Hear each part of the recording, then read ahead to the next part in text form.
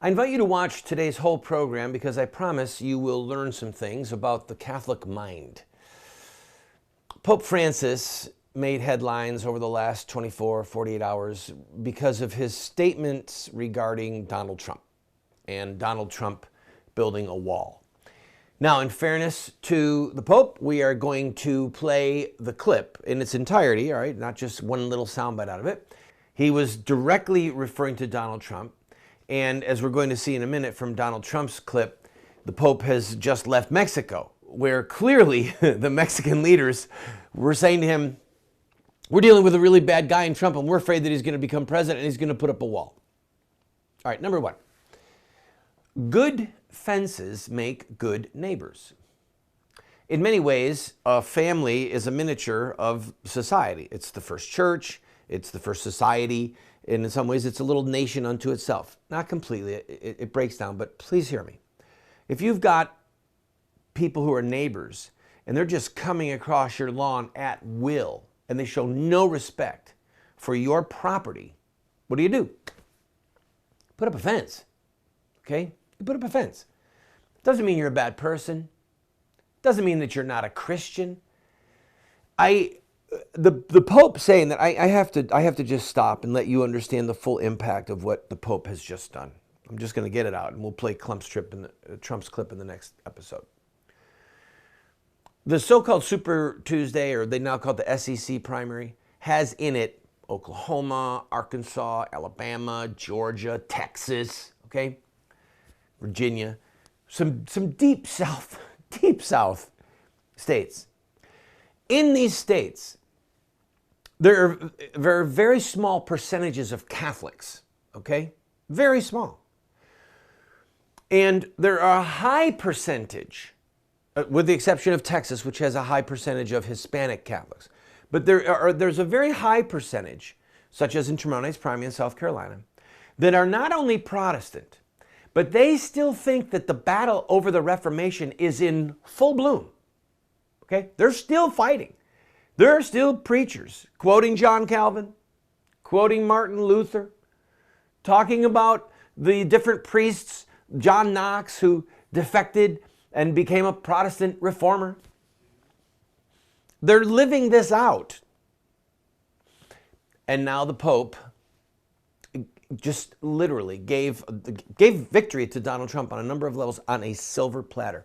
He doesn't understand, I don't know why he would, but the dynamic of the Deep South anti-Catholic sentiment, which has been dormant for a good while, but it's going to start to blossom again, at least on the level of we don't care what the Pope says, and just to prove it, we're going to do exactly the opposite. The social justice Catholics are people that missed it. Most of them have missed it. By that I mean, if you look at the hierarchy of evils, child killing is the worst, so-called homosexual marriage is next, okay? Of the sins that cry out to God for judgment. And then you have not paying the laborer his just wages, which is slavery in effect, and abuse of orphans and widows.